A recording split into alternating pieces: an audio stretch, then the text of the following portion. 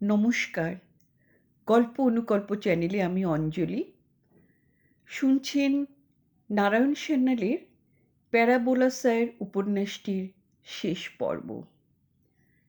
অদ্ভুত স্মৃতিশক্তি প্যারাবোলা স্যারের। 20 বছর আগে যে ছেলে ওর ক্লাসে বসতো তার রোল নম্বর কত তার হদিশ পেলে উনি সাপের মন্ত্র আউড়ে বলে দিতে পারেন তার পিতৃদত্ত নামটা কী। এমন দুর্লভ স্মৃতিশক্তি যে কোটিতে গুটি দেখা যায় না। যে মানুষের শ্রবণ শক্তি এমন বিস্ময়কর, সে কেমন করে ভুলে যায় জীবনের এক একটা পর্যায়, এবং এমন একটি পর্যায় যা তার জীবনের মোড় অন্যদিকে ঘুরিয়ে দিয়েছিল। কিছু কিছু অবশ্য মনে আছে। দুর্ঘটনার পর কয়েক মাস তিনি যেন একঘরে হয়ে রইলেন। লোকটি মারা গেছে এ খবর ওর কানে এসেছিল। পুলিশ কেস হচ্ছে তাও টের পেয়েছিলেন। শুনেছিলেন থানায় এফআইআর, অর্থাৎ প্রথম এজাহার দেয় টনি চক্রবর্তী। টনি চক্রবর্তী বলেছিল মা, বোন আর বোনাইয়ের দাদাকে নিয়ে ওরা দীঘা যাচ্ছিল। হ্যাঁ হ্যাঁ, বোনাইয়ের দাদা, যার গাড়ি সেই শরৎবাবুই চালাচ্ছিলেন। Primary school teacher Haripada Debnath, মানে ওই যে ভদ্রলোক দুর্ঘটনায় মারা গেছেন, তিনি বেমক্কা রাস্তা পার হতে গেলেন। বিপরীতগামী একটা ট্রাকে চালকের দৃষ্টি রুদ্ধ হয়েছিল। দোষ পথচারীরই। শরৎ দক্ষ ড্রাইভার, প্রাণপণ ব্রেক কষে, তবু লোকটিকে বাঁচানো যায়নি। স্পিড স্পিড তা ঘন্টায় 25-30 কিলোমিটার হতে পারে। কেস উঠল কোর্টে, থার্ড পার্টি ইন্স্যুরেন্স ছিল, সেদিকে অসুবিধা নেই। কিন্তু পুলিশের একটা সন্দেহ হলো। এ কেমন কথা? নতুন বিয়ে হয়েছে অতসীর, তার ভাসুরের গাড়ি। অতসীর মা, দাদা, ভাসুর দীঘা বেড়াতে যাবে আর নতুন জামাই যাবে না? হিসাবেও যে দেখা যাচ্ছে নতুন জামাই সনৎ মুখার্জি 3 দিনের জন্য ছুটি নিয়েছে। ওদিকে দীঘা সৈকতাবাসে 3খানি ঘরও বুক করা হয়েছে সনৎ মুখার্জির নামে। 4 জন মানুষের জন্য 3খানা ডাবল বেডরুম। হিসেবটা মিলছে না তো। পুলিশের সমন পেল Sanat Mukherjee, bridge and roof কোম্পানির সিভিল ইঞ্জিনিয়ার। আদালতে হলফ নিয়ে সে এজাহার দিয়ে এলো। হ্যাঁ, সে ছুটি নিয়েছিল ঠিকই দীঘা যাবে বলে, 3খানি ঘরও বুক করেছিল স্বনামে। কিন্তু ঘটনার দিন সকাল থেকে তার ঘন ঘন দাস্ত হতে থাকে, তাই শেষ মুহূর্তে সে যাত্রা স্থগিত রাখে। নতুন জামাই অসুস্থ, তাকে একা ফেলে রেখে যাওয়া যায় না, তাই তার শ্বশুরমশাইও যাননি। কথা ছিল সনতরা পরদিন যাবে একটু সামলে নিয়ে। বাড়িতে ছিলেন ওরা দুজন। ডাক্তার? না, ডাক্তার টাকার মতো অবস্থা হয়নি। সে এন্টেরোকুইলান খেয়ে দেখেছিল একদিন। অ্যালিবাই? হ্যাঁ, সকালবেলা সে মিস্টার ভগতরামকে একটা ফোন করেছিল। ভগতরাম বিশিষ্ট ব্যক্তি, সনতের বস, ব্রিজ অ্যান্ড রুফের বড় অফিসার। তিনি মনে করতে পারলেন ঘটনার দিন সকালে মিস্টার সনত মুখার্জি ফোন করে জানিয়েছিল অসুস্থ হয়ে পড়ায় সে দীঘা যায়নি। ঠিক কটায় তা হলফ নিয়ে বলা অসম্ভব। সকাল 10টা থেকে 11টার মধ্যে হবে। হাসপাতালে রুগী ভর্তি হয়েছিল সকাল 8:50-এ। অথচ সনতের স্পষ্ট মনে আছে, সে যখন টেলিফোন করেছিল তখন রেডিওতে কণিকার গলায় রবীন্দ্রসঙ্গীত হচ্ছে, অর্থাৎ সে কথা সত্যি হলে তখন সকাল 9:10 থেকে 9:20। এসব বৃত্তান্ত সত্যবান কিছুই জানতেন না, তাকে জানানো হয়নি। সবাই স্থির করেছিল পণ্ডিত মূর্খকে কিছু না জানানোই মঙ্গল। সত্যবানও জানতে চাননি। অজ্ঞানে অন্ধকারে যেখানে শান্তি, সেখানে জানতে চাওয়াই বিড়ম্বনা। কিন্তু জানতে হলো, তাকে জানতে হলো, জানাতে বাধ্য হলো ওরা। উপায় নেই। পুলিশ ইন্সপেক্টর খুঁজে খুঁজে বার করেছে দুজন সাক্ষী, যারা দেখেছে সনতের শ্বশুরকে রক্তরাঙা কাপড় পরে মাঠ পেরিয়ে পালাতে।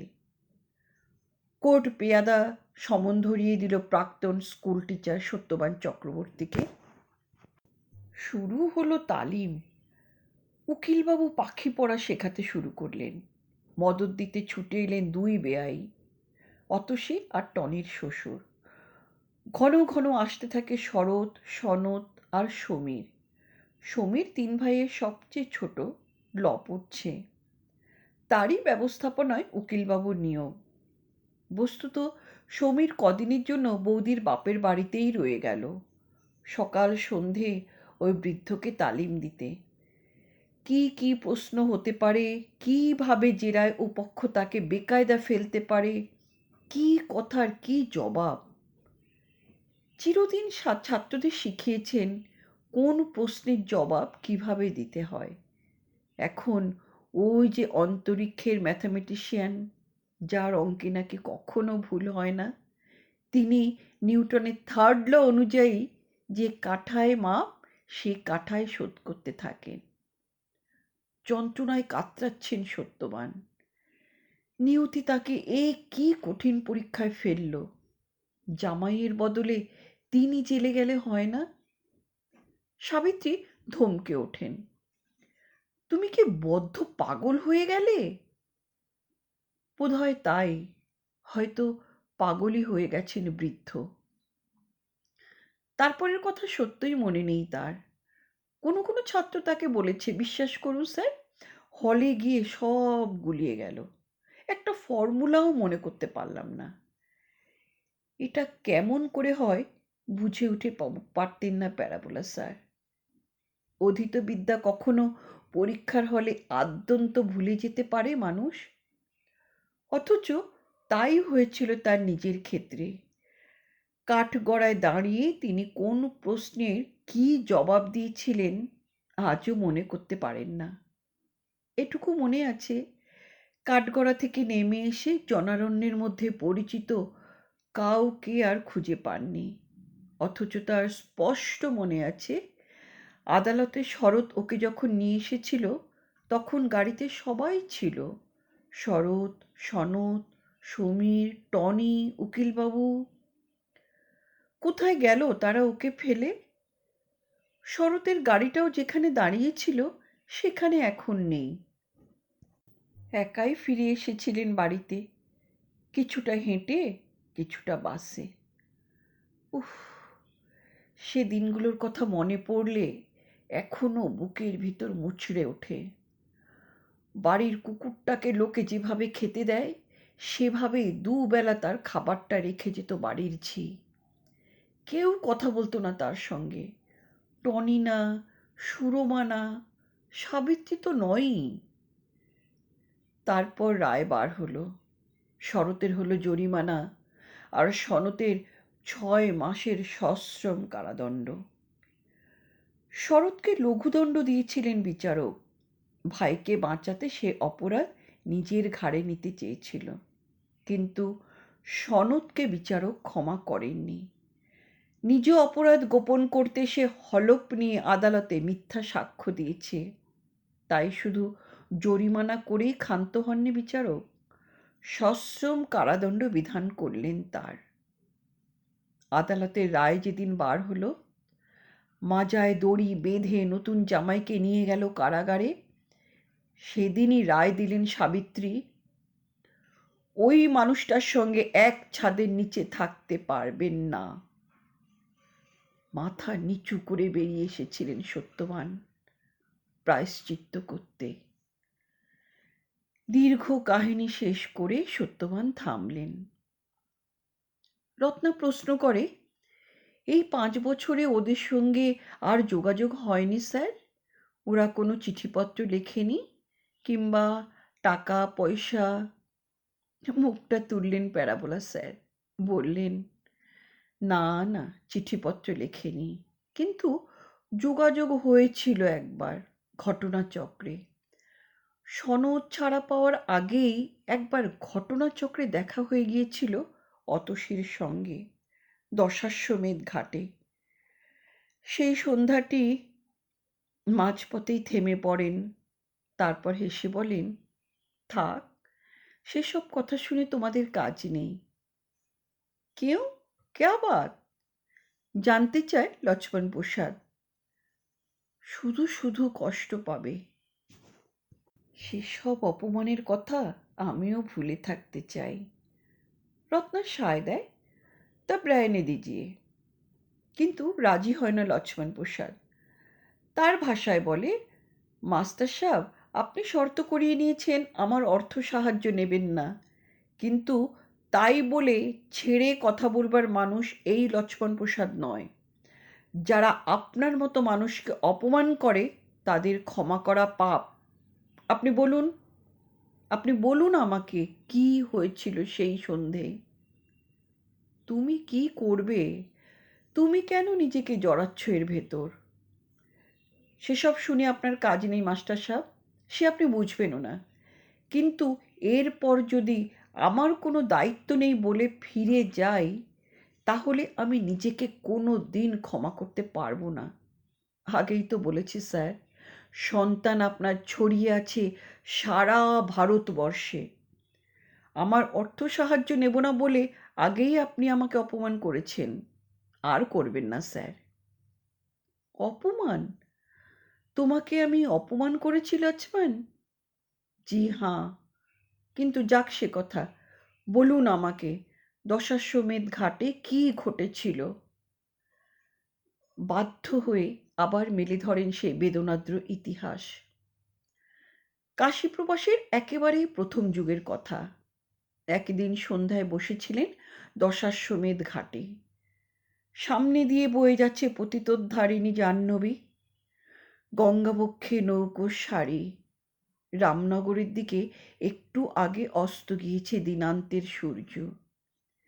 পিছনে কোনো মন্দিরে শুরু হলো সন্ধ্যারতির শঙ্খ ঘণ্টার ধ্বনি। সামনে গোলপাতার ছায়ায় কথকতা হচ্ছে, ভাগবত পাঠ হচ্ছে। উনি বসেছিলেন পাষাণ রানায়, একা, উদাসীন, অন্নমনা। একটি নৌকো এসে ভিড়ল ঘাটে। কয়েকজন যাত্রী, বাঙালিই হবেন, নেমে এলেন নৌকো থেকে। একজন বৃদ্ধ, একটি তরুণ এবং একটি তরুণী। বৃদ্ধের হাতে লাঠি, পরনে ধুতি পাঞ্জাবি। ছেলেটি পরেছে চোঙা প্যান্ট, মেয়েটি একটি মুর্শিদাবাদী সিল্ক। হঠাৎ চমকে উঠলেন সত্যবান। মুহূর্তে মুছে গেল অতীত বর্তমান। দশাশ্বমেধ ঘাটের দৃশ্যাবলী মুছে গেল নিঃশেষে। গঙ্গা নেই, মন্দিরের শঙ্খ ঘণ্টার ধ্বনি স্তব্ধ।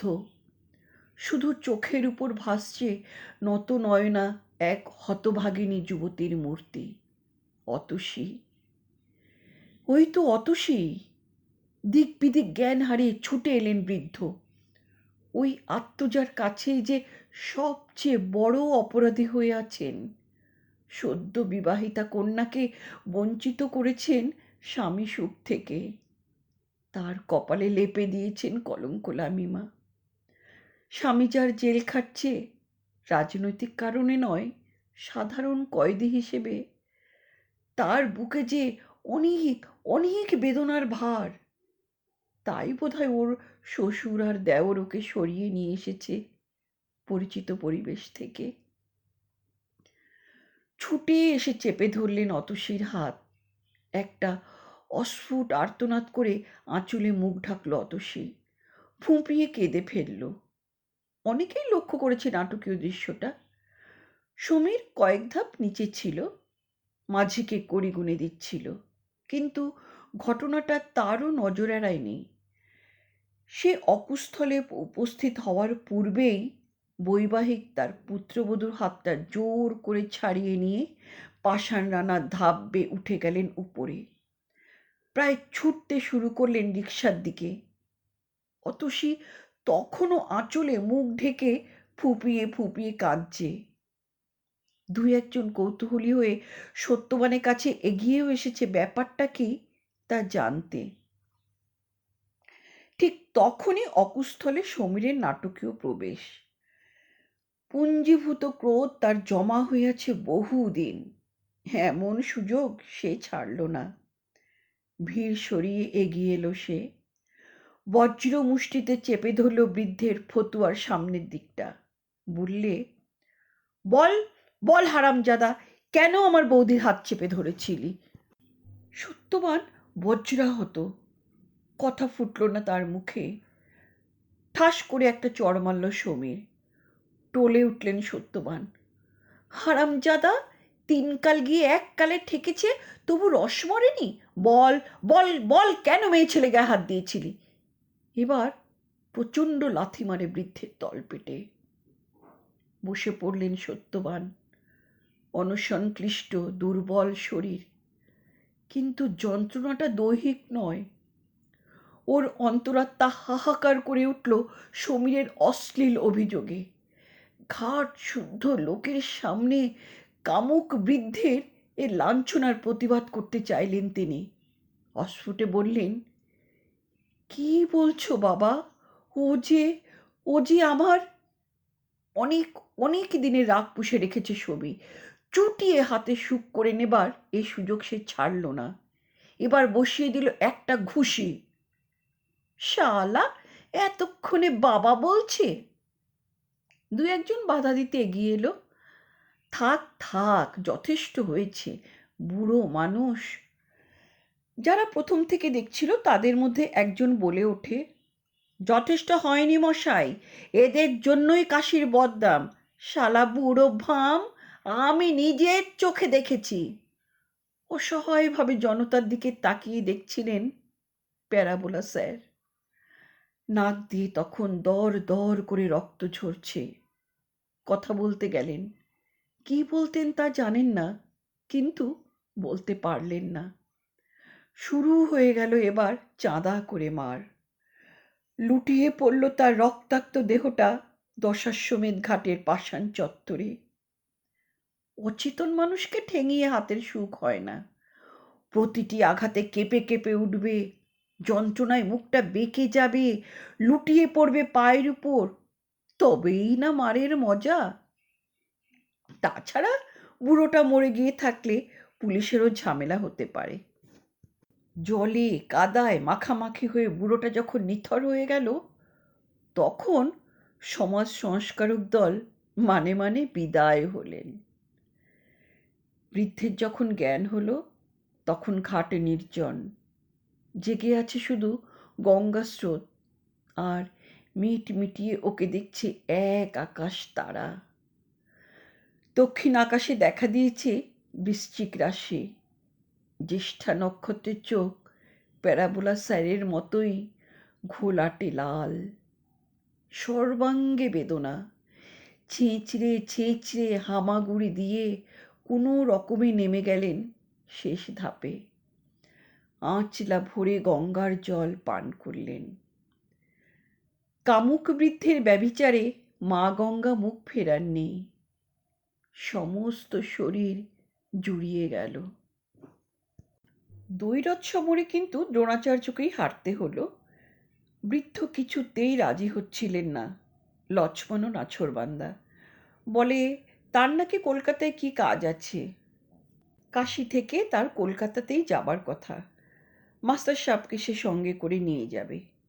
সে জানতে চায় কেন সাবিত্রী এতদিন সাড়া দেননি। আসলে লক্ষ্মণের উদ্দেশ্য কিন্তু অন্যরকম। কথাটা সে ভেঙে বলেনি তার মাস্টার সাহেবকে। ও এক হাত লড়তে চায়। ও দেখতে চায় টনি চক্রবর্তীর দৌড় কতটা। লক্ষ্মণ কৈশোরকালে বক্সিং লড়ত। মার খেয়ে হজম করে যাওয়াটা তার ধাতে নেই। কর্মজীবনেও তার বক্সিংয়ে বিরাম নেই। পুলিশে কাজ করে লক্ষ্মণ প্রসাদ তিওয়ারি, সেন্ট্রাল পুলিশে। বৃদ্ধ আপত্তি করেছিলেন কলকাতায় ফেরার প্রস্তাবে। বলেছিলেন, সাবি শুধু শুধু লজ্জায় পড়বে। কলকাতায় অভ্যস্ত জীবনে ফিরে এসে নিশ্চয়ই বুঝতে পেরেছিল তার ভুলটা। রত্না বলেছিল, কিন্তু বাড়িটা তো আপনার স্যার, আপনি তো বেঁচে আছেন, আপনি তো ইচ্ছে করলে। বাধা দিয়ে সত্যবান বলেন, সেইটাই তো সমস্যা রত্না। আমি বেঁচে আছি, কিন্তু আমার ইচ্ছেটা মরে গেছে। তুমি বুঝবে না রত্না, লক্ষ্মণ বুঝবে। অনেক সময় আননোন ফ্যাক্টরকে এলিমিনেট না করলে অঙ্ক মেলে না।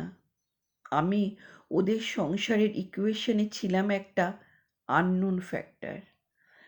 গুণ, ভাগ, ক্রস, মাল্টিপ্লাই যেমন করেই হোক আমাকে হটানোর দরকার হয়ে পড়েছিল ওদের। সনতের accident is just an accident. ওটা না ঘটলে অন্য কোনো ছুতো খুঁজে বার করতো ওরা। কেন? আপনি তো নির্বিরোধী মানুষ, আপনি থাকায় কি ক্ষতি হচ্ছিল ওদের? বুঝলে না? শোনো, বুঝিয়ে বলি। আমি আর সাবি ছিলাম বেসের দুটি বিন্দু, আর নিউটন ছিল ত্রিভুজের শীর্ষবিন্দু। এই ছিল আমাদের সংসারের ফরমেশন। নিটোল একটি ইকুইল্যাটারাল ট্রায়াঙ্গেল, মানে যতদিন ওর বিয়ে হয়নি। তারপর এলো বৌমা। আমরা অ্যাডজাস্ট করতে পারলাম না। দোষ কার তা বলা কঠিন। বোধ করি দোষ কারও নয়, এটা অঙ্কশাস্ত্র মতে অসম্ভব তাই। ট্রেনের কামরায় প্রশ্নটা তুলল রত্না। বস্তুত বহুদিন পূর্বে এই নিয়ে রীতিমতো গবেষণা করেছিল ওর স্বামী। সমস্যাটার সমাধান হয়নি। সত্যবান চক্রবর্তী কেমন করে প্যারাবোলা স্যার হয়ে গেলেন? স্কুলের ছেলেরা, প্রাক্তন ছেলেরা, এমনকি মাস্টারমশাইরা পর্যন্ত সে খবর রাখতেন না। অনেকে প্রশ্ন করেছিলেন, কিন্তু প্যারাবোলা স্যার প্রশ্নটা বারে বারে এড়িয়ে গেছেন। কিষেনগড়ে তার ওই নামটা প্রথম চালু করেছিলেন বাবু সাহেব, সিনিয়র বাবু সাহেব। তিনিও জানতেন না ওই নামের ইতিহাস। তিনি নাকি নামটা শুনেছিলেন কলকাতার এবিটি অফিসে। সে আমলের অল বেঙ্গল টিচার্স অ্যাসোসিয়েশনে সত্যবান চক্রবর্তীর নাম ছিল প্যারাবোলা স্যার। রত্না বললে, মাস্টার সাহেব, আপ বাতায়ে না, আপ कैसे প্যারাবোলা স্যার হো গয়া? বৃদ্ধ হাসলেন, বলেন, ও কিছু নয়, ছেলেদের দুষ্টুমি। দুষ্টুমি তো বটেই, কিন্তু ইলিপস নয়, সার্কেল নয়, হঠাৎ প্যারাবোলা কেন? সেদিন আপনি ওকে বলেছিলেন ওইটাই আপনার সত্যি পরিচয়। আপনি বলুন স্যার, আমাদের ভীষণ কৌতূহল। লক্ষ্মণও ডিটো দেয়, প্লিজ স্যার। মনটা খুশি ছিল। দীর্ঘদিন পরে কলকাতা ফিরছেন। ছোট খোকা, বৌমা, সাবি, অমৃত ব্যানার্জি রোডের চিলেকোঠার ঘরে সেই আলমারি ভর্তি অঙ্কের বইগুলো। বৃদ্ধ বললেন, শুনবি শুনবি সে কথা? আচ্ছা শোন, বলি। এ একেবারে আমার চাকরি জীবনের গোড়ার দিকে। তখন আমি ভবতারিণী এইচএস স্কুলের থার্ড মাস্টার। সেদিন তিনজন মাস্টার অনুপস্থিত। ফার্স্ট পিরিয়ডটা অফ ছিল সত্যবানের, কিন্তু ঠিক 10টায় হাজিরা দিয়েছেন তিনি। ক্লাস থাক বা না থাক, 10টাতেই উনি স্কুলে আসেন। টিচার্স রুমে গিয়ে বসেছেন কি বসেননি, হেড স্যার সেলাম দিলেন দারোয়ান মারফত। হেড স্যারের ঘরে ঢুকতেই তিনি বলেন, আপনার তো এখন ক্লাস নেই, আপনি বরং ক্লাস 10-এ গিয়ে সুশীলবাবুর ক্লাসটা ঠেকা দিয়ে দিন। সুশীলবাবু ইংরেজি পড়ান, সত্যবান অঙ্ক। মাঝে মধ্যে বাংলা বা ইতিহাসে ক্লাস নিতে হয়েছে, কিন্তু ইংরেজিটাকে উনি পারতপক্ষে এড়িয়ে চলেন। সেটা জানা ছিল হেডমাস্টার মশাইয়ের। তিনি পাদপূরণ করেন, 40 মিনিট ছেলেদের আটকে রাখুন, আর কি, না হলে পাশের ক্লাস করা যাবে না, অঙ্ক টঙ্কই বরং কষান। সত্যবান যথারীতি ক্লাস 10-এ সেকশনের দিকে এগিয়ে যান।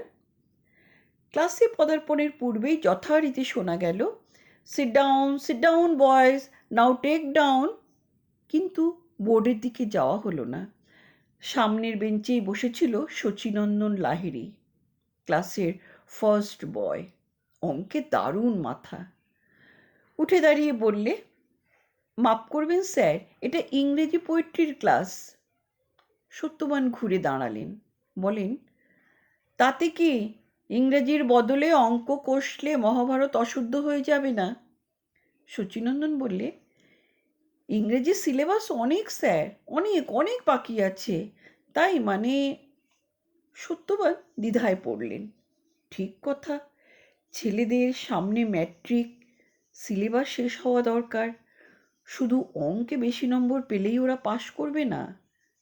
জানতে চাইলেন সুশীলবাবু কি পড়াচ্ছিলেন। ওরা বললে শেলির স্কাইলার্ক। ঘাম দিয়ে জ্বর ছাড়ল যেন। ঘটনাচক্রে এটি সত্যবান চক্রবর্তীর ভালোভাবে পড়া ছিল। তিনি যেবার ম্যাট্রিক দেন সেবারও ওটা ছিল সিলেবাসে। তৎক্ষণাৎ পড়াতে শুরু করে দিলেন তিনি। ছেলেরা অবাক হয়ে গেল সত্যবান স্যারের জ্ঞানের গভীরতা দেখে। কাব্যপাঠ শেষ করে সত্যবান সমগ্র কবিতাটির একটি ক্রিটিক্যাল অ্যাপ্রিসিয়েশন করতে চাইলেন, কাব্যিক মূল্যায়ন। প্রসঙ্গত উল্লেখ করলেন সমসাময়িক কবি ওয়ার্ডসওয়ার্থের কবিতাটি। স্কাইলার্ক বা ভরতপক্ষীর উপর দুই দিকপাল কবি দুটি ছোট ছোট কবিতা লিখেছেন। তাদের সাদৃশ্য ও বৈসাদৃশ্যের তুলনামূলক আলোচনা করতে থাকেন। একই বিষয়বস্তু। ভোরের আকাশে উদয় সূর্যের আবির্ভাবে ভরতপক্ষী শীষ দিতে দিতে সোজা উঠে যাচ্ছে মাটি থেকে আকাশে। শেলির চোখে সে একটা দেহাতীত আত্মা, একটা অপার্থিব আনন্দের ব্যঞ্জনা, যাকে চোখে দেখা যাচ্ছে না। শুধু শ্রবণেন্দ্রিয়ে তার স্বর্গীয় আনন্দনন্দন ধরা দেয়। সে যেন জোনাকির আলো, বিরহের সঙ্গীত মূর্ছনা, পাণ্ডুর চাঁদের ম্লানিমা। শেলি রক্তমাংসে গড়া স্কাইলারকে অস্বীকার করেছেন। সে যেন বিদেহী আনন্দরস। অপরপক্ষে কবি ওয়ার্ডসওয়ার্থ বলছেন, না, আনন্দের অভিসারী ভরতপক্ষী পার্থিব বন্ধনকে সম্পূর্ণ অস্বীকার করতে পারে না। পৃথিবী থেকে উৎক্ষিপ্ত কোনো বস্তু পৃথিবীর মাধ্যাকর্ষণকে অতিক্রম করতে পারে না। অধিবৃত্তের অনিবার্য পথ পরিক্রমা তারই নিয়তি। সত্যবান স্যার থামলেন। ম্যাট্রিক ক্লাসের ছাত্রের পক্ষে ব্যাখ্যাটা একটু শক্তই হয়েছে। ওদের সিলেবাসে শুধু শেলির ভরতপক্ষেই আছে, ওয়ার্ডসওয়ার্থের পাখিটি না পাত্তা। ফার্স্ট বয় শচীনন্দন ছাত্রদের মুখপাত্র হিসাবে বলে, বুঝলাম না স্যার, আর একটু বুঝিয়ে বলুন। এবং তখনই ভারসাম্য হারালেন সত্যবান। ভুলে গেলেন তিনি আজ ইংরাজি শিক্ষক। প্রিয়তম ছাত্র শচীনন্দনের দিকে ফিরে বললেন, বুঝলি না, এই দেখ। চকটা তুলে নিয়ে বোর্ডে চলে গেলেন। পাশাপাশি টানলেন দুটি চিত্র, একটি সরল রেখা খাড়া তালগাছের মতো দাঁড়িয়ে, দ্বিতীয়টি parabola, path of a projectile. বললেন, ওই খাড়া লাইনটা হচ্ছে শেলির স্কাইলার্ক। সে বন্ধন মুক্ত, ডাইনে বাঁয়ে তাকায় না, মাটি থেকে খাড়া উঠে যায় জেনিথের দিকে। আর ওয়ার্ডসওয়ার্থের স্কাইলার্ক হচ্ছে প্যারাবোলা। প্যারাবোলার ধর্ম কি? তাকে দুদিকে সমান নজর রাখতে হয়। তিনি প্যারাবোলার মাধ্যমে তুলনামূলক আলোচনা করতে থাকলেন শেলি এবং ওয়ার্ডসওয়ার্থের স্কাইলার্ক সম্পর্কে। নেপথ্যে ঘণ্টাধ্বনি হলো। না, এই বিচিত্র ব্যাখ্যা শুনে শেলি ওয়ার্ডসওয়ার্থ স্বর্গের গির্জায় ঘণ্টাধ্বনি করেননি। পিরিয়ড শেষ হওয়ায় দরোয়ান ধাতব নিনাদ তুলেছিল মাত্র। সত্যবান স্যার না পেলেও ছাত্ররা অব্যাহতি পেল। সত্যবান স্যারকেও খালি হাতে ফিরতে হয়নি।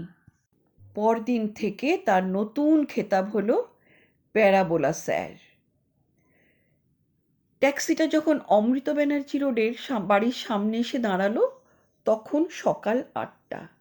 লক্ষ্মণ বললে, মাস্টার সাহেব, आप यहाँ ठहरिए, मैं पहले उनसे मिलने चाहता। মরমে মরে ট্যাক্সির গর্ভে অন্যদিকে ফিরে নিশ্চুপ হয়ে বসে রইলেন সত্যবান। রত্না বললে, ঠিক হ্যায়, তুম যাও পেহলে। কলিং বেল বাজাতে যে মহিলাটি দরজা খুলে দিলেন তার পরিধানে একটি হাউস কোট। আগন্তুককে আপাদ মস্তক দেখে নিলেন। সেলসম্যান না উমেদার, কিংবা এমনও হতে পারে পারচেজ অফিসার টনি চক্রবর্তীকে এ লোকটা প্রাইভেটে মিট করতে চায়। তাই সুরমার দৃষ্টিতে এখনো না আবাহন না বিসর্জন। ইয়েস। মিস্টার টনি চক্রবর্তী আছেন? আছেন। কোথা থেকে আসছেন আপনি? সেটা একটু প্রাইভেট কথা, ওকেই বলতে চাই। উৎফুল্ল হয়ে ওঠে মনে মনে সুরমা। অনেক দিন এমন প্রাইভেট কথা শোনাতে পারচেজ অফিসার টনি চক্রবর্তী গৃহে সেলিং এজেন্টদের শুভাগমন ঘটছে না। লোকটার হাতে কোনো প্যাকেট ট্যাকেট নেই, কিন্তু ট্যাক্সিটা দাঁড়িয়ে আছে। ভারী কিছু মালও হতে পারে। সুরমা ওকে যত্ন করে বসায়, ফ্যানটা খুলে দেয়, বলে, বসুন, উনি আসছেন। যে দ্বার দিয়ে নায়িকার প্রস্থান, সেই দ্বার দিয়েই নায়কের প্রবেশ। ড্রেসিং গাউনে ফাঁস লাগাতে লাগাতে এগিয়ে এলো টনি চক্রবর্তী। পরিচিত কোনো সেলস রিপ্রেজেন্টেটিভ নয়। Yes, what can I do for you?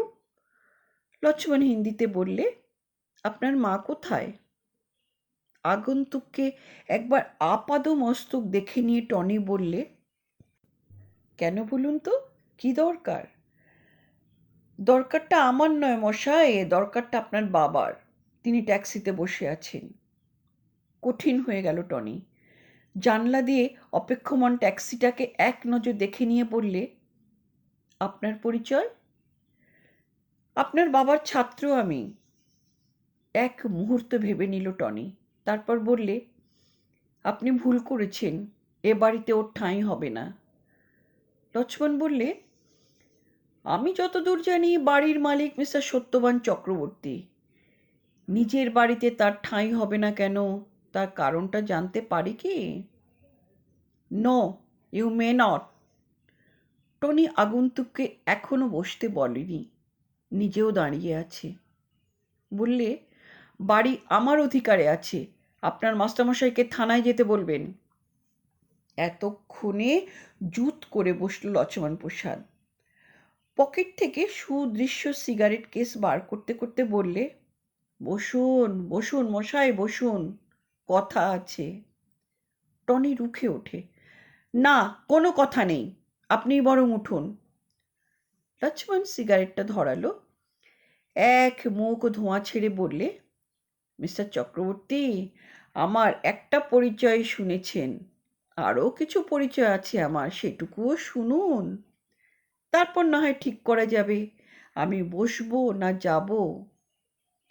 Pocket থেকে এবার ওয়ালেটটা বার করে, ভাঁজ খুলে তার আইডেন্টিটি কার্ডটা দেখায়, বলে, আমি আছি সেন্ট্রাল ভিজিলেন্সে, নাও সিট ডাউন। টনি থতমত খেয়ে যায়, বসে পড়ে, সামলে নিয়ে বলে, আপনি কোথায় চাকরি করেন তা জানবার বিন্দু মাত্র কৌতূহল আমার নেই। আজ নেই মিস্টার চক্রবর্তী, কিন্তু 7 দিন পরে হবে, যেদিন আপনার ফাইলটা নিয়ে তদন্তে আসব। হাসল লক্ষ্মণ, অমায়িক হাসি। দ্বিতীয় কথা, আপনার ভগিনীপতি মিস্টার সনত মুখার্জির বিষয়ে কিছু জিজ্ঞাসা আছে। ব্রিজেন রুফের চাকরি যাওয়ার পর তো তিনি সিএমডিতে ঢুকেছেন, সরকারি গেজেটেড অফিসার, জানেন নিশ্চয়ই। পিএসসি সিলেকশনের পর পুলিশ ভেরিফিকেশন হয়। আমি দেখে এসেছি, পুলিশ রিপোর্টে উল্লেখ নেই তিনি কনভিক্টেড আসামি, সশ্রম কারাদণ্ড ভোগ করেছেন। এটাই আমার দ্বিতীয় প্রশ্ন, আপনি কি প্রত্যক্ষ জ্ঞানে জানেন এ বাবদে আপনার ভগিনীপতি কি পরিমাণ খরচ করেছেন? কণ্ঠনালী শুকিয়ে কাঠ হয়ে যায় টনি চক্রবর্তীর। সে স্বপ্নেও ভাবেনি দুধে পুলিশ অফিসার লক্ষ্মণ বানিয়ে বানিয়ে একটা মিথ্যার পাহাড় রচনা করেছে। কোনো ক্রমে কি একটা উত্তর দেওয়ার উপক্রম করতেই লক্ষ্মণ বাধা দিল। নো নো নো, বেফাঁস কিছু বলে বসবেন না। আমি আজ ফর্মালি আপনার কাছে আসিনি মিস্টার চক্রবর্তী, টেপ রেকর্ডও আনিনি। তাছাড়া উকিলের সঙ্গে পরামর্শ না করে বেফাঁস কিছু বলে আপনি বিপদগ্রস্ত হন, এটাও আমি চাই না। আফটার অল, আপনার বাবা আমার মাস্টার মশাই। আপাতত জানতো, আপনার বাবাকে ট্যাক্সি থেকে নামিয়ে আনুন। কাঠের পুতুলের মতো বসে থাকে টনি, জেদি বুনো ঘোড়ার ভঙ্গিতে। লক্ষ্মণ জানে কোথায় কতটা সুতো ছাড়তে হয়, সে পীড়াপিড়ি করে না, নিজেই উঠে যায় বৃদ্ধকে নামিয়ে আনতে। বৈঠকখানার সোফায় বৃদ্ধকে বসিয়ে দিয়ে বললে, মাস্টার সাহেব, এ আপনার নিজের বাড়ি। টনি চক্রবর্তী তার স্ত্রী পুত্র এ বাড়িতে থাকবে কি থাকবে না সেটা নির্ভর করবে আপনার মর্জির উপর। ওরা যে ব্যবহার করেছে তাতে আমি হলে ওদের ঘাট ধরে বার করে দিতাম, কিন্তু আপনাকে তো চিনি স্যার, আপনি নিশ্চয়ই ওদের ক্ষমা করবেন। তাই করুন, আমি আপত্তি করব না। তবে 7 দিন পরে এসে জেনে যাব আপনার সিদ্ধান্তটা। আমার ঠিকানাটা রাখুন। তবে এর মধ্যে মিস্টার টনি চক্রবর্তী আর ওই যে ভদ্রমহিলা পর্দার ওপারে দাঁড়িয়ে যিনি সব শুনছেন, ওরা যদি কোনো অসুবিধার সৃষ্টি করে, পাবলিক টেলিফোনে গিয়ে স্রেফ আমাকে একটা ফোন করে দেবেন। একটা নামাঙ্কিত কার্ড সে রাখল বৃদ্ধের সম্মুখে টিপয়ের উপর। বৃদ্ধের সেদিকে নজর নেই। তিনি এক দৃষ্টে তাকিয়েছিলেন দেওয়ালে টাঙানো একটি বাঁধানো ফটোর দিকে। লক্ষ্মণের একটি কথাও কানে যায়নি তার। মাস্টার সাহেবকে প্রণাম করে দ্বারের দিকে এগিয়ে গেল লক্ষ্মণ। হঠাৎ ঘুরে দাঁড়ালো, টনিকে বললে, আপনি নিশ্চয়ই চাইছেন না যে 7 দিন পরে আমি আবার আসি, কিন্তু আসতে আমাকে হবেই। আপনার কেসটা পার্সু করব কি করব না সেটা পরের কথা। তবে আমার পরামর্শ, এর মধ্যে আপনারা নিজেদের মধ্যে ব্যাপারটা মিটিয়ে নেবেন। ওকে, থ্যাংক ইউ। লক্ষ্মণ কখন বেরিয়ে গেছে জানতেও পারেননি প্যারাবোলা স্যার। তিনি তখনও দেখছিলেন সেই এনলার্জড ফটোখানা এক দৃষ্টিতে। ফটোর মহিলাটিও এক দৃষ্টিতে তাকিয়েছিলেন দর্শকের দিকে, যেন এতদিন পরে আবার শুভ দৃষ্টি হচ্ছে। বরের গলায় ছিল না, কিন্তু কনের গলায় ঝুলছিল এক চিলতে একটা শুকনো রজনীগন্ধার মালা। বোধ করি 6 মাস আগে শ্রাদ্ধ বাসরে মালাটা লটকানো হয়েছিল, খুলে নেওয়া হয়নি।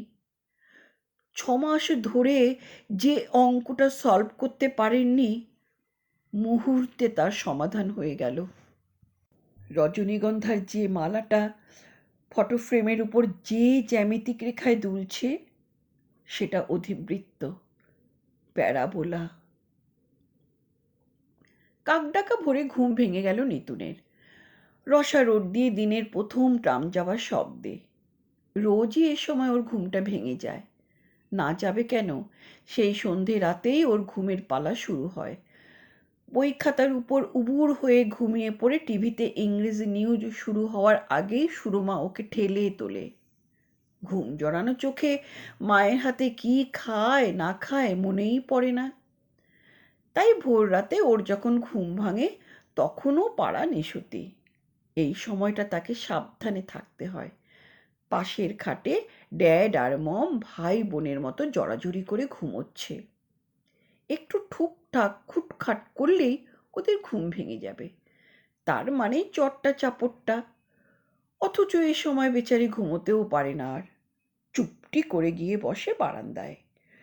গলির দুধারে মাথা খাড়া ঘুম কাতুরে বাড়িগুলো তখনও ঝিমোতে থাকে। তাদের ফাঁক দিয়ে দেখা যায় এক চিলতে ট্রাম রাস্তা, সবে আড়ামুড়ি ভেঙে জেগেছে। রিকশাওয়ালা, ঠেলাওয়ালা, ঝাড়ু হাতে জমাদার, সাইকেলে খবরের কাগজওয়ালা। নিতুন এ সময় একটা মোড়া টেনে নিয়ে বসে বারান্দায়। দু একটা কাক ওকে দেখেই এগিয়ে এসে বসে রেলিংয়ে। ওরা চেনে নিতুনকে। নিতুন ওদের টফি খাওয়ায়, মাকে লুকিয়ে। আজ কিন্তু ও কাকদের খাওয়াতে গেল না। ঘুম ভাঙতেই ওর মনে পড়ে গেল সেই বুড়োটার কথা। ওই যে চিলেকোঠার ঘরে চুপচাপ বসে আছে যে বুড়োটা, কি যেন নাম? হ্যাঁ, মনে পড়েছে, লোকটার নাম দাদু। মম বারণ করেছিল বলেই ওর দুরন্ত কৌতূহল। লোকটা কখনোই ছেলে ধরা নয়, তাহলে কি ড্যাড ওকে বাড়িতে থাকতে দিত? লোকটাকে থাকতে দেওয়া হয়েছে গ্র্যানির ঘরে, চিলেকোঠার যে ঘরে এতদিন গ্র্যানি থাকতো। ড্যাড অফিসে বেরিয়ে যাবার পর মম যখন ঢুকেছে বাথরুমে, তখন নিতুন গুটিয়ে গুটিয়ে উঠে গিয়েছিল উপরের ঘরে। উঁকি দিয়ে দেখেছিল বুড়োটা এক দৃষ্টিতে তাকিয়ে বসেছিল গ্র্যানির ছবিটার দিকে। নিতুন দ্বারের বাইরে থেকে ডেকেছিল, এই বুড়ো, তোমার নাম কি? বুড়োটা দেখতে পেয়েছিল ওকে, হেসেছিল, বলেছিল, আমার নাম দাদু, তোমার নাম কি? আমার নাম নিতুন। ভিতরে এসো না, এসো, আমার কাছে এসো।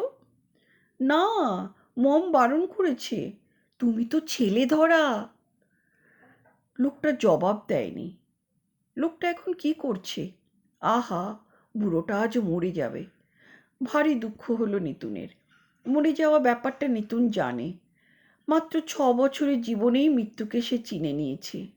মৃত্যুকে দেখেছে খুব কাছ থেকে। মরে যাওয়া মানে এমন একটা হাইড অ্যান্ড সিক গেম, যখন খেলা শেষ হলেও লুকোনো মানুষটা বেরিয়ে এসে বলে না, হাই। ওর বেড়াল ছানাটা মরে গেছিল। মরে গেছিল গ্র্যানিও।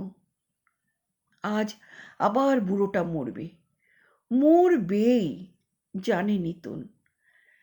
বাপ মা দুজনেই ঘুমোচ্ছে। নিতুন নিঃশব্দে উঠে যায় উপরতলায়। বুড়োটা উঠেছে, খাটের উপর বসে আছে চুপটি করে, সেই ফটোর দিকে তাকিয়ে। ঘর জোড়া মস্ত খাট। চৌকাঠে বাইরে থেকে সে ডাকলো, এই বুড়ো। বুড়োটা ওর দিকে তাকালো। তুমি কাঁদছো কেন? জানতে চায় নিতুন। বাঁ হাতে চোখটা মুছে নিয়ে বুড়োটা বললে, না, কাঁদিনি তো, কাঁদবো কেন? আই নো তুমি কেন কাঁদছো। কেন বলো তো? বুড়োটা জানতে চায়। তুমি আজ মরে যাবে বলে কাঁদছো। মরে যাব? কেন? মরে যাব কেন? বাহ, কাল আঙ্কেল বলল না মমকে, গ্র্যানির ছবিটা দেখতে দেখতেই তুমি ফটাস করে মরে যাবে। ও। বুড়োটা জানতে চায় না আঙ্কেল কে। আপন মনে সে কি যেন ভাবতে থাকে। নিচ থেকে খুটখাট শব্দ হয়। মম উঠেছে। এক ছুটে সিঁড়ি দিয়ে নিচে নেমে যায় নিতুন। 24 ঘন্টা কেটে গেছে তারপর। কাল এসেছিলেন সকাল 8টায়, এখন বেলা 10টা। কেউ তাকে থাকতে বলেনি, কেউ চলে যেতেও বলেনি। লক্ষ্মণ বিদায় হওয়ার পরে অনেকক্ষণ আত্মমগ্ন হয়ে বসেছিলেন বৈঠকখানা ঘরে। যখন বাস্তবে ফিরে এলেন, তখন দেখেন ঘরে তিনি একা। সুরমা চলে গেছে রান্নাঘরে, ছোট খোকা নিজের শয়নকক্ষে। বৃদ্ধ ধীর পদক্ষেপে উঠে গিয়েছিলেন সাবিত্রীর ঘরে, সেই চিলেকোঠার ঘরখানিতে, যেখানে পাতা আছে সাবেককালের কলকা তোলা বর্মা কাঠের পালঙ্ক, যাতে ফুলশয্যা হয়েছিল ওদের। সাবিত্রী ওই ঘরখানাতেই থাকতেন, তার ঠাকুর ঠুকুর নিয়ে, ছোঁয়াছুঁয়ির বাইরে।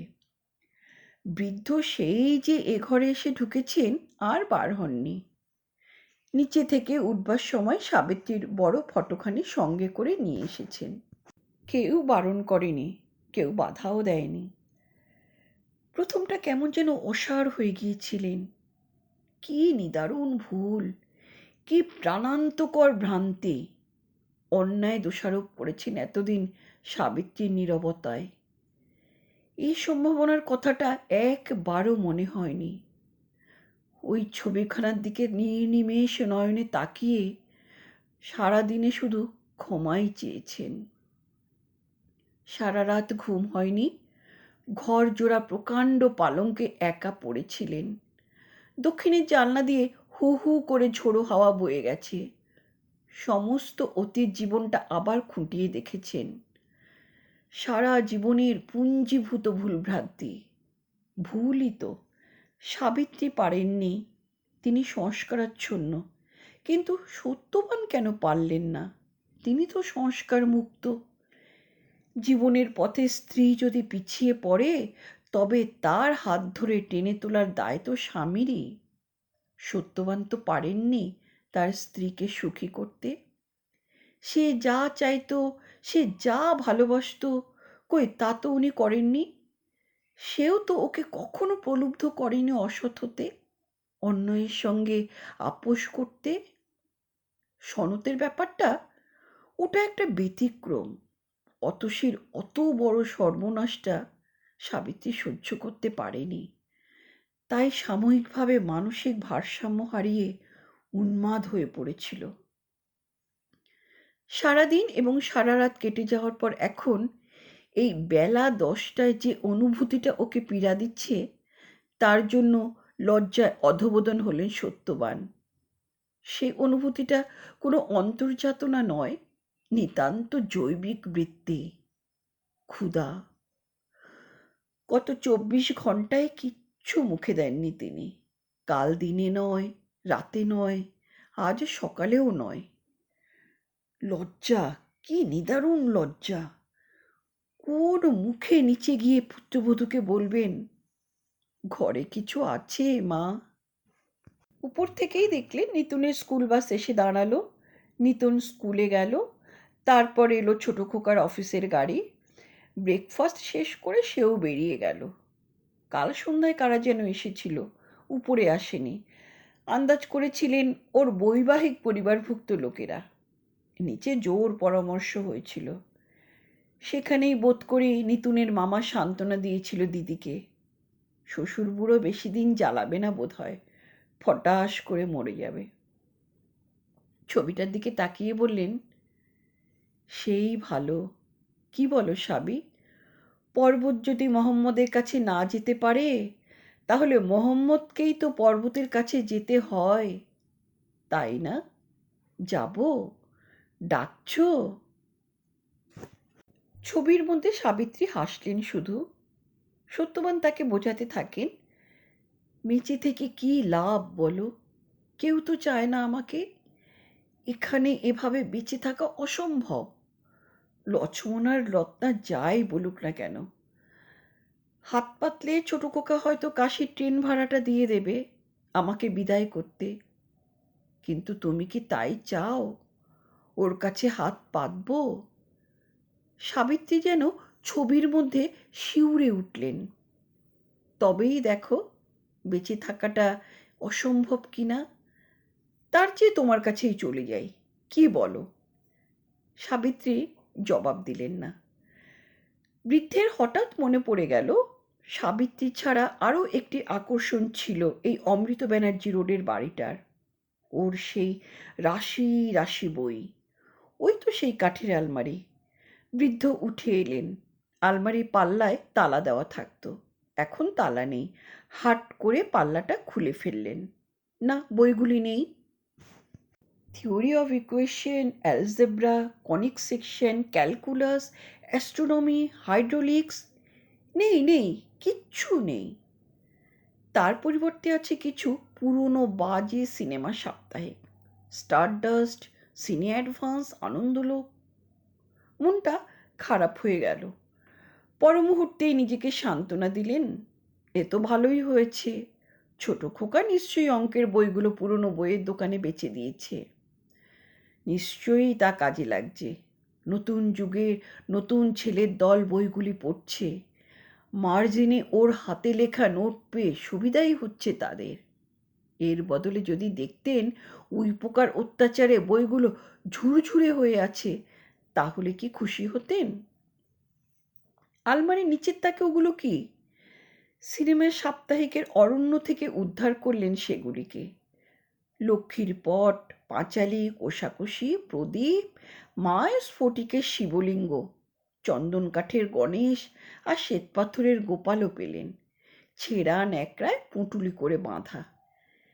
একে একে পেরে নামালেন, ধুলো ঝাড়লেন, ধুতির খুঁটে মুছে পাশাপাশি সাজালেন সাবিত্রীর সেই পুজোর জায়গাটায়। পিতলের সিংহাসনে পাশাপাশি বসালেন ঠাকুরদের। তারপর হঠাৎ সাবিত্রীর দিকে ফিরে বললেন, কি গো, তোমার ঠাকুর ঠুকুরও তো আজ 6 মাস উপবাসী। বলো, পুজো টুজো করে দেব? ফুল বেলপাতা নৈবেদ্য কিছুই তো নেই। গঙ্গা জল, ও হ্যাঁ, গঙ্গা জল এখনো আছে শিশিটাতে, দেব পুজো করে। সাবিত্রীর দু চোখে মিনতি। আচ্ছা বেশ বেশ, আমিও তো উপবাস করে আছি, কিন্তু পইতে কি বললে, কই? হ্যাঁ, সেটাও খুঁজে পেলেন সত্যবান। লক্ষ্মীর ঝাঁপিতে পেলেন সাবিত্রীর নিজে হাতে কাটা পইতে। সাবিত্রী চতুর্দশীতে স্বহস্তে প্রস্তুত উপবীত প্রতি বছর শত ব্রাহ্মণকে দান করতেন তিনি। পদ্মাসনে বসেছেন সত্যবান। মেজারমেন্টটা মনে আছে, ঋগ্বেদ, দ্যাট ইজ ফ্রম গলা টু নাভি। কিন্তু ফাঁস দেবার সময় কি একটা মন্ত্র বলতে হয় না? ইয়েস ইয়েস, প্রবরদের আদি পুরুষদের নাম উচ্চারণ করতে হয়, দ্যাটস ইট। ঔর্ব, চবন অ্যান্ড 3 নম্বর ঋষির নামটা যেন কি? কিছুতেই মনে পড়ছে না। সাবিত্রীর দিকে ফিরে অক্ষমতা স্বীকার করেন। আই এম সরি সাবি, কিছুতেই মনে করতে পারছি না, আমার দুর্ভাগ্য। সাবিত্রী খিঁচিয়ে ওঠেন। দুর্ভাগ্য তোমার কেন হবে গো? পোড়া কপাল ওই যমদগ্নি ঋষির, প্যারাবোলা স্যারের ছাত্র নয় যে। Oh yes, Jamadagni. Roll 3 is Jamadagni. অর্ব চবন যমদগ্নি প্লুবৎ প্রবরস্য। হলো পৈতে গ্রন্থি দেওয়া এবং পূজা। পানার্থে গঙ্গাজলং, দীপ ধূপার্থে গঙ্গাজলং, নৈবেদ্যার্থে গঙ্গাজলং, তাম্বুলার্থে গঙ্গাজলং, এভরিথিং গঙ্গাজলং। দেবতাদের এই এক সুবিধা, গঙ্গা জলেই সব খিদে মেটে। এ কি, লক্ষ্মীর কৌটোয় সিঁদুর মাখানো নগদ 3টি টাকা! হাসলেন সত্যবান, বললেন, সাবি, তোমার গৃহলক্ষ্মী বধূমাতার নজরে এগুলো পড়েনি। কিন্তু কি করবেন এই নিয়ে? সাবিত্রী কেন সঞ্চয় করেছিলেন ওই 3টি রজতখণ্ড? কিভাবে খরচ করলে তৃপ্ত হবে তার আত্মা? আত্মা? মৃত্যুর পর আত্মা থাকে? কোথায় প্রমাণ? আইনস্টাইনই বুঝতে পারেননি, তিনি কেমন করে বুঝবেন? বলো সাবি, দান করব কোনো সৎ ব্রাহ্মণকে? অ্যাঁ, কি বলবে? ধুস, এই জন্য জমিয়েছিলে? সাবিত্রীর কথাটা বিশ্বাস হলো না, চোখে জল আসে। পাগলিটা বলে কি, সে নাকি খুশি হবে ওই 3টে টাকায় সত্যবান যদি জিলিপি কিনে খান। দেখো দেখি কাণ্ড, কোনো মানে হয়? কাশিতে পানি ফলে জিলিপি খাওয়াতে চেয়েছিলেন, পারেননি, সেদিন পাওয়া যায়নি। কালীঘাটের দোকানেও হয়তো পাওয়া যাবে না। তবু সাবিত্রী খুশি হবেন যদি ওই 3টে সিঁদুর মাখানো টাকায় সত্যবান আজ উপবাস ভঙ্গ করেন। বেশ, খাবো খাবো সাবি, খাবো, কিন্তু জিলিপি নয়। ওই টাকায় যা খেতে চাইবো তাই খাওয়াবে তো? কৌতুকে নেচে ওঠে সাবিত্রীর 2টি চোখ। বলেন, কি কি খেতে চাইছো বলো তো শুনি? 1 মুঠো স্লিপিং পিল। কেমন? তোমার ওই সিঁদুর মাখানো টাকায় 1 মুঠো স্লিপিং পিল। 30 নম্বর ট্রামের জানলার ধারে বসে চলেছেন স্প্ল্যানেড মুখো। সিদ্ধান্তে এসেছেন এতক্ষণে। কোনো উত্তেজনার মুহূর্তে হঠাৎ নেওয়া সিদ্ধান্ত নয়, ধীর স্থির মস্তিষ্কেই সিদ্ধান্তটা নিয়েছেন। যেমন মেজাজে মানুষে অঙ্ক কষে সেরকম। সাবিত্রীর সঙ্গে যুক্তি পরামর্শ করেই তিনি সিদ্ধান্তটা নিয়েছেন। সাবিত্রীও শেষ পর্যন্ত ওই পরামর্শ দিয়েছেন। না দেবেন কেন? কোথায় কোন প্রবন্ধে পড়েছিলেন আত্মহত্যা করার পূর্ব মুহূর্তে মানুষ সাময়িকভাবে মানসিক ভারসাম্য হারায়? যত সব পাগলের কথা। এই তো এখন তিনি সম্পূর্ণ প্রস্তুত হয়ে আত্মহত্যা করতে চলেছেন। কই, তার তো মানসিক স্থৈর্য খোয়া যায়নি কিছু। বিশ্বাস না হয় দাও না, দাও ডিফারেন্সিয়াল ইকুয়েশনের একটা বাঘা অঙ্ক, তারপর দেখো। পাঞ্জাবির পকেটে 3টে রুপোর টাকা। রুপোর মানে খাঁটি রুপোর। না, 3টে এখন আর নেই, একটা ভাঙিয়েছেন। ট্রামের কন্ডাক্টর টাকাটা হাতে নিয়ে একটু অবাক হয়ে তাকিয়েছিল ওর দিকে। ও লোকটাও জানে এ টাকায় ভেজাল কম, খাঁটি রূপোর। সিঁদুর মাখানো লাল টাকাটা হাতে নিয়ে লোকটা বার দুয়েক চোরা চাহনিতে ওর দিকে তাকিয়েছিল। বলি বলি করে কথাটা বলেনি, কপালে ছুঁয়ে বুক পকেটে রেখে দিয়েছিল। ওর ঝোলায় নয়, ওর বুক পকেটে। এখন সত্যবানের পকেটে আছে 2টো রুপোর টাকা আর খুচরো 12 আনা। না, 12 আনা নয়, 75 নয়া পয়সা। মনে মনে শেষ স্টেপ পর্যন্ত অঙ্কটা কষে রেখেছেন। ট্রামে চেপে যাবেন স্প্ল্যানেডে, সেখানে পর পর 2টি ওষুধের দোকানে গিয়ে ঘুমের ওষুধ কিনবেন। একই দোকানদারকে দুটো সিঁদুরে লাল রুপোর টাকা বার করে স্লিপিং পিল কিনবার সাহস তার নেই। লোকটা সন্দেহ হতে পারে। তারপর ভাঙানি যা থাকবে তাই দিয়ে কিছু কিনে খাবেন। হ্যাঁ হ্যাঁ, সন্দেশই খাবেন। খিদে পেয়েছে বলে নয়, সাবিত্রী তাকে মাথার দিব্যি দিয়ে ওটা শর্ত করিয়ে নিয়েছে। স্লিপিং ট্যাবলেট কেনার পরে শেষ কপর্দক পর্যন্ত ব্যয় করে তাকে পালন করতে হবে। সাবিত্রীর লক্ষ্মীর ঝাঁপির ও টাকা যে এই ব্রাহ্মণ ভোজনের জন্য, সাবিত্রীর চতুর্দশী ব্রত উদযাপনের জন্য সঞ্চিত। তারপর মেট্রো সিনেমার উল্টো দিকে ওই কাশী বিশ্বনাথ জলসত্রে গিয়ে আকণ্ঠ জল খাবেন, ওই সঙ্গে 1 মুঠো ট্যাবলেট। খেলেই যে ঘুম আসবে তা নয়, ওখান থেকে তার শেষ শয়নের রঙ্গমঞ্চ 100 গজ হয় কি না হয়, সে পীঠস্থানও মনে মনে স্থির করে রেখেছেন।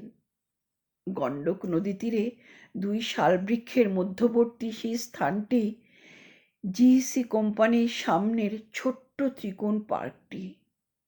সেই তো ওর মতো মানুষের কুশীনগর। ওই ত্রিকোণাকৃতি ভূখণ্ডে প্রকাণ্ড একটা বই বগলদবা করে দাঁড়িয়ে আছেন তার আদি গুরু। হোক জজ সাহেবের পোশাক, উনি জজ সাহেব নন, বাংলার বাঘও নন। উনি নব্য বাংলায় অঙ্কশাস্ত্রের ভগীরথ। অল্পেতেই তুষ্ট হতেন তিনি। নিঃসন্দেহে ঠাঁই দেবেন চরণে। জীবন যুদ্ধে পরাজিত ওই প্রিয় ছাত্রটিকে। উফ, কত বদলে গেছে কলকাতা শহরে এই 5 বছরে। স্টেশন থেকে কাল ট্যাক্সিতে ফেরবার সময় এসব নজরেই পড়েনি। এখন দেখতে দেখতে চলেছেন, কত বাড়ি উঠেছে, বিশাল বিশাল বাড়ি। মনোহর দাস তরাক শুকিয়ে কাঠ। ওখানে কি হচ্ছে ওসব? অত অত যন্ত্রপাতি কেন? ও, ভূগর্ভস্থ রেল। হোক হোক, আহা, কলকাতার মানুষজন সুখে থাকুক। ওদের বড় কষ্ট। স্প্ল্যানেডের মোড়ে ট্রামটা থামল। এবার সেটা যাবে হাওড়া স্টেশনের দিকে। ট্রাম থেকে নামলেন সত্যবান। সামনেই কেসি দাসের মিঠাইয়ের দোকান। কিন্তু না, আগে ওকে স্লিপিং ট্যাবলেট কিনতে হবে। ওষুধের দোকান কই? রাস্তাটা পার হতে গিয়ে দেখেন কি একটা মিছিলে রাস্তাটা জট পাকিয়ে গেছে। মিছিলটা যাচ্ছিল রাজভবনের দিকে। পুলিশে বাধা দিয়েছে। মিছিলের মানুষজন বসে পড়েছে পিচের রাস্তায়। মফস্বলের মানুষটি কৌতূহলী হয়ে পড়েন। কি ব্যাপার? যারা বসে আছে তারা তো পুরুষ এবং স্ত্রী। তাদের মুখোমুখি লাঠি হাতে পুলিশ। সত্যবান এগিয়ে গেলেন। নজর পড়ল ওদের ফেস্টুনগুলোর দিকে। ভ্রুকুঞ্চিত হলো সত্যবানের। এর মানে কি? শিক্ষা নিয়ে ফটকাবাজি চলবে না, চলবে না। একজন অল্প বয়সী ছোকরা হ্যান্ডবিল বিলি করছিল। ধরিয়ে দিল ওর হাতে একখণ্ড ছাপা কাগজ। গাড়ি বারান্দার নিচে দাঁড়িয়ে আদ্যন্ত পড়ে ফেললেন। এরা সবাই শিক্ষক শিক্ষিকা, ধর্মঘট করেছে, অন্যায়ের বিরুদ্ধে প্রতিবাদ করছে। হঠাৎ মনে পড়ে গেল বহু বহু দিন আগেকার কথা, সেই কিষেনগড়ের দিনগুলো। আর মনে পড়ে গেল সেই আমলে ম্যাট্রিক সিলেকশনে এস ওয়াজেদ আলীর রচনাটির সেই most important question, explain with reference to context, ভারতবর্ষের সেই ট্র্যাডিশন সমানে চলেছে। অনশনক্লিষ্ট বৃদ্ধের মাথাটা কেমন টলে উঠল। ল্যাম্পপোস্টটা ধরে সামলে নিলেন। দুটি মেয়ে সামনে এসে দাঁড়িয়েছে, একটি অল্প বয়সী, একটি বয়স্কা। দ্বিতীয়া একটি টিনের কৌটো বাড়িয়ে ধরে বলেন, আমাদের ধর্মঘট তহবিলে কিছু চাঁদা দেবেন? হাতটা চলে গিয়েছিল পাঞ্জাবির পাশ পকেটে। তৎক্ষণাৎ সংযত হলেন। তিনি সত্যবদ্ধ। সাবিত্রীকে কথা দিয়েছেন স্লিপিং পিল কেনার পরে বাকি শেষ কপর্দক পর্যন্ত ব্রাহ্মণ ভোজনে ব্যয় করবেন। মনে পড়ল সে কথা। স্বীকার করলেন অক্ষমতা। মাফ করো মা, দেবার মতো অত পয়সা নেই।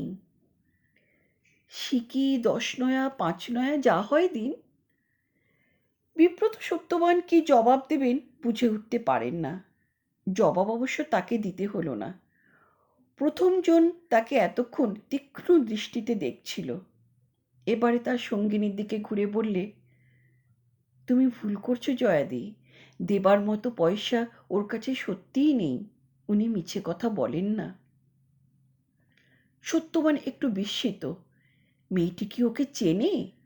রোগা, ছিপছিপে, শ্যামলা রং, এক হাতে রিস্ট ওয়াচ, দ্বিতীয় হাতে নিরাভরণ, পরনে মিলের কালো পাড় শাড়ি। বয়স কত হবে? বছর 30। মধ্যবিত্ত ঘরের অনড়া মেয়ে। প্রসাধনের চিহ্নমাত্র নেই। সাদা সিথি, কপালেও টিপ পড়েনি। ঘামে মুখটা তেল চকচকে। প্রশ্নটা না করে পারলেন না। তুমি কি আমাকে চেনো মা? মেয়েটি নত হয়ে প্রণাম করল সেই পথের মাঝখানে, পায়ে হাত দিয়ে। বললে, হ্যাঁ স্যার, চিনি। আপনি প্যারাবোলা স্যার তো? হ্যাঁ, কিন্তু আমি তো তোমাকে না না, আপনি আমাকে কখনো দেখেননি। আমি আপনাকে দেখেছি দূর থেকে। আমার স্বামীর নাম বললে চিনতে পারবেন। স্বামী? তাহলে মেয়েটি বিবাহিতা, ক্রিশ্চিয়ান, মুসলিম?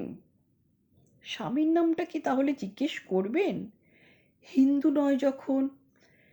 মেয়েটি নিজে থেকেই বললে, আমার স্বামীর নাম হরিপদ দেবনাথ। চোখ বুজিয়ে পুরো 1 মিনিট ভাবলেন সত্যবান। তারপর বললেন, কোন ইয়ারে ম্যাট্রিক দেয় তোমার স্বামী? হাসল মেয়েটি। বললে, না স্যার, আমার স্বামী আপনার ছাত্র ছিলেন না।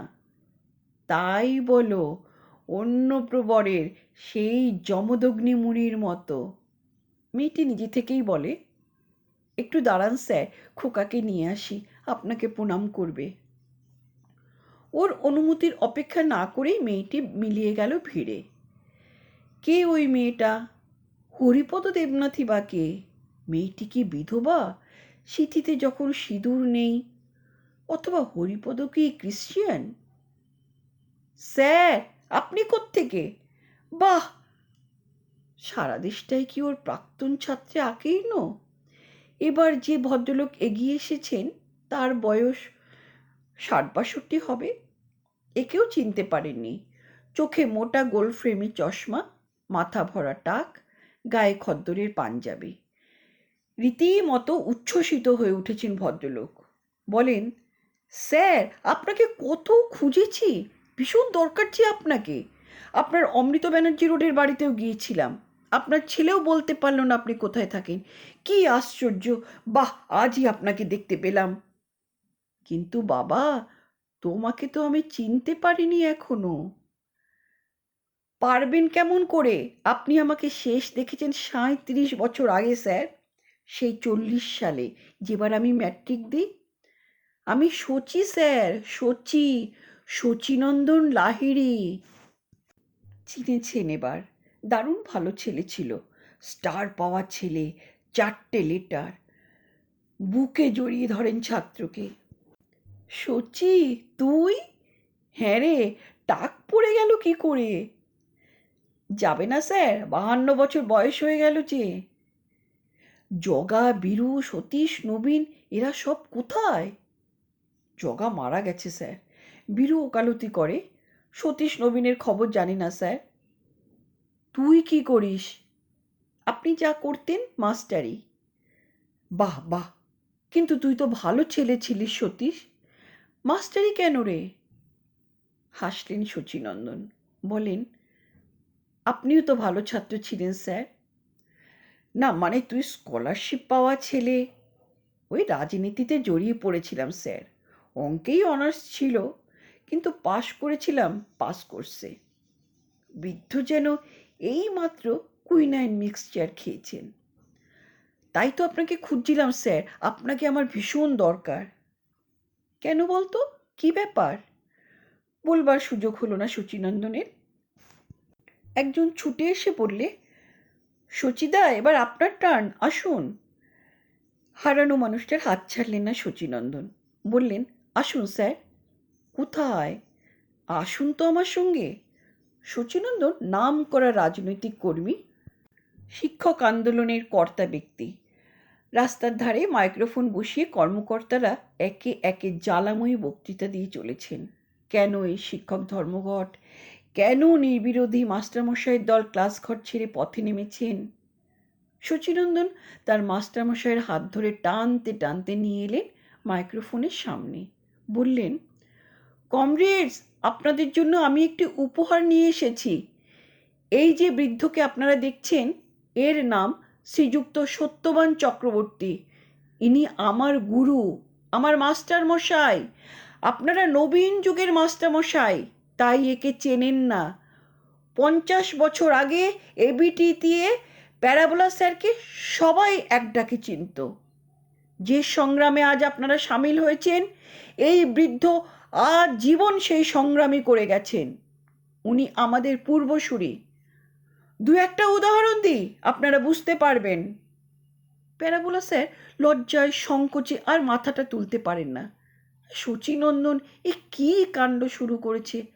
হাটের মাঝে এভাবে হাঁড়ি ভাঙার কোনো মানে হয়? ছি ছি ছি ছি। মুহুর্মুহু করতালিতে মুখরিত হলো সভাস্থল। সভার পরিচালনা করছিলেন যিনি, তিনি বললেন, এবার আমাদের পরম শ্রদ্ধেয় শিক্ষক শ্রী সত্যবান চক্রবর্তী কিছু বলবেন। কোনো আপত্তিই টিকল না। বাধ্য হয়ে বৃদ্ধকে এগিয়ে আসতে হলো। ইতিমধ্যে ওরা কোথা থেকে নিয়ে এসেছে একটা মালা। একটি ছেলে এগিয়ে এসে পরিয়ে দিল সেটা ওর গলায়। সবাই হর্ষধ্বনি করে ওঠে। পিছন থেকে কে একজন চিৎকার করে ওঠে, প্যারাবোলা স্যার! অচেনা অজানা শিক্ষকের দল সমস্বরে সায় দেয়, জিন্দাবাদ! কি কাণ্ড! কোনো মানে হয়? মাইকের সামনে দাঁড়িয়ে প্যারাবোলা স্যার বললেন, তোমরা শান্ত হও, তোমরা শান্ত হও। তোমরা সবাই আমার নাতির বয়সী, তোমাদের আমি চিনি না। তোমাদের কিসের সংগ্রাম তাও আমি জানি না। এই সবাই যোগ দেবার জন্য আমি আসিনি। এই পথ দিয়ে যাচ্ছিলাম, আমার পরম স্নেহাস্পদ ছাত্র শ্রীমান শচীনন্দন আমাকে জোর করে ধরে এনেছে। তোমরা চাইছো আমি আজ কিছু বলি, তাই বলছি। আমার প্রথম কথা, তোমাদের আমি চিনি, তোমরা আমার অতি পরিচিত প্রিয়জন, তোমরা শিক্ষক। দ্বিতীয় কথা, তোমাদের কিসের সংগ্রাম তাও আমি জানি, তোমাদের সংগ্রাম অন্যায়ের বিরুদ্ধে। আমার তৃতীয় কথা, এই সভায় যোগ দিতে আমি এসেছিলাম স্ব-ইচ্ছায়, কারণ আমার অন্তরাত্মা চাইছিল তোমাদের এ সংগ্রামে সামিল হতে। আমি বৃদ্ধ, অশক্ত, কাল থেকে আমি উপবাসী আছি, বড় দুর্বল লাগছে। তাই তোমাদের কাছে আমি ক্ষমা চাইছি। ঈশ্বরের কাছে আমার একমাত্র প্রার্থনা, তোমরা অন্যায়ের সঙ্গে আপোষ করো না। অন্যায়ের সঙ্গে কোনো রকম আপোষ করবে না। উত্তেজনায় কাঁপতে কাঁপতে সরে এলেন সত্যবান। তার চোখে তখন দরবিগলিত অশ্রু। কে একজন একটা ডাব এনে ওর মুখের সামনে ধরল। সত্যবান আকণ্ঠ পান করলেন, একটু সুস্থ বোধ করলেন। ভিড়ের মধ্যে কে তার হাত ধরে নিয়ে এলো লক্ষ্য হয়নি, কিন্তু তিনি যখন আত্মস্থ হলেন তখন নিজেকে আবিষ্কার করলেন কেসি দাসের মিষ্টির দোকানে। দই সন্দেশ পেটে পড়ায় আবার চোখের সামনে একে একে সব পার্থিব দৃশ্য ফুটে উঠতে শুরু করেছে। এতক্ষণে সুস্থ বোধ করছেন আবার। সচিনন্দন বললেন, আপনাকে ট্যাক্সি করে পৌঁছে দিই স্যার। জলের গ্লাসটা শেষ করে সত্যবান বলেন, আমি বাড়ি ফিরব না শচী। স্যার, তবে আমার বাড়িতে চলুন, আমরা একসঙ্গে থাকব, একসঙ্গে অন্যায়ের বিরুদ্ধে প্রতিবাদ করব। আপনি পাশে থাকলেন। তোমার বাড়ি? কে আছে সেখানে? তোমার স্ত্রী? চলো চলো, তাই যাব। ওদিকে খোকাকে নিয়ে সেই মেয়েটি সত্যবানের কাছে চলে এলো। খোকাকে বলল প্রণাম করতে, এবং খোকার প্রণাম নিতে নিতেই সত্যবানের মনে পড়ল সেই হরিপদ দেবনাথ, যার অ্যাক্সিডেন্টের জন্য তার জামাই জেল খেটেছে। মেয়েটিকে সত্যবান বললেন, তোমার নামটি কি মা? মেয়েটি বললে, তাপসী। তাপসীর দুটি হাত ধরে তিনি বললেন, তুমি আমাকে ক্ষমা করো মা। আজ আমার পরিবারের জন্যই তো তোমার এই অবস্থা। না স্যার, তার নিয়তি। আপনি বরং তাকে বাঁচাবারই চেষ্টা করেছিলেন। আদালতে যেদিন আপনি এজাহার দেন সেদিন আমি উপস্থিত ছিলাম। তাই তো বলছি খোকাকে, আপনি ওকে আশীর্বাদ করুন, সে যেন আপনার মতো সত্যাশ্রয়ী হয়। নিবিড় করে শিশুটিকে জড়িয়ে ধরেন বৃদ্ধ তার পাজর সর্বস্ব বুকে। স্যার, উনিও টিচার ছিলেন, তাই তো আমার চাকরি হলো। বিয়েটা পাশ করেছি, এমএ দেবার ইচ্ছে আছে, জানি না পারবো কি না। বৃদ্ধ একটু সামলেছেন, পাঞ্জাবির পাশ পকেট হাতড়ে বার করলেন দুটি রজতখণ্ড আর কিছু খুচরো। বললেন, তাপসী, নাও, ধরো। কি স্যার? টাকা দিয়ে কি হবে? তোমার জয়াদিকে দিও। সংগ্রাম তহবিলে আমার চাঁদা তখন ছিল না, এখন আমার কাছে বাড়তি পয়সা আছে। তাপসী হাত বাড়িয়ে নিল, সিঁদুর মাখানো লক্ষ্মীর টাকা। সচিনন্দন ফিরে এসেছেন। আসুন আসুন স্যার, ট্যাক্সি পেয়ে গেছি। চলতে গিয়েও ফিরে দাঁড়ালেন সত্যবান। তাপসীকে প্রশ্ন করলেন, এমএ দেবে বলেছিলে, কোন সাবজেক্টে? Pure math sir.